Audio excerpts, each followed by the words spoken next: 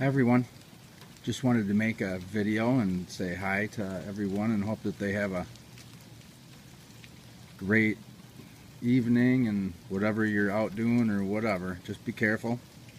And I was going to read out of Treading on Serpents today for December 31st.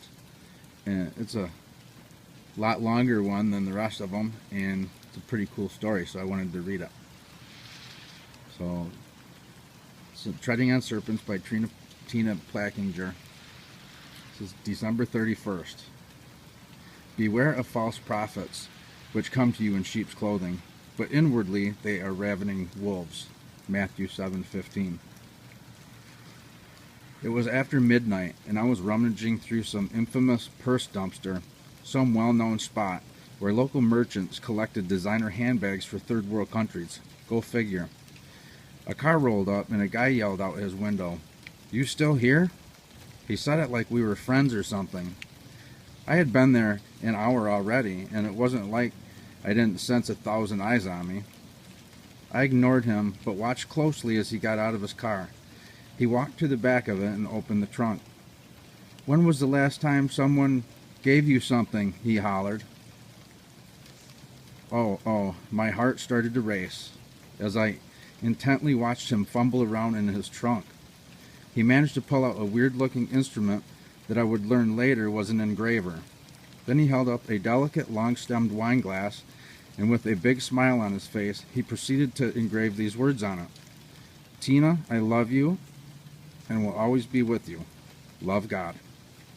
I would rather have had my name engraved on a Maglite flashlight, being down at the yards for 2 years with no electricity or running water.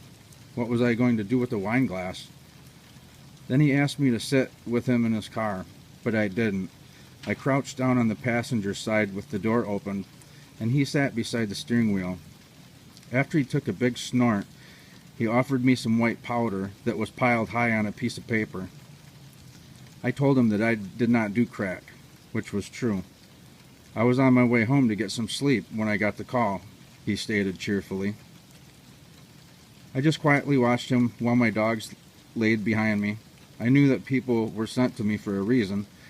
Oddly, he nodded off for 10 seconds. When he came to, he abruptly shouted, "There's no getting out of this, no matter what you do." Bingo. That was it. The message he was supposed to deliver. Oh, but I shouldn't worry because my name was written in the book. I guess that meant the Lamb's Book of Life, which I knew nothing about then, so of course I worried. What book was my name written in? A book for what? Hits? The guy had more Christian knowledge than I did at the time.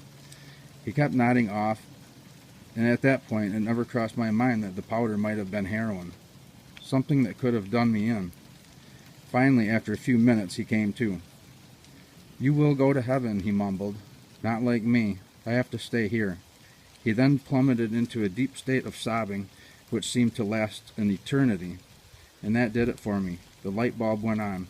Locals had been referring to the area as Hell's Gateway, and because Satanists have a knack for saying things backwards, it didn't dawn on me that I had been stationed literally at the gates of hell.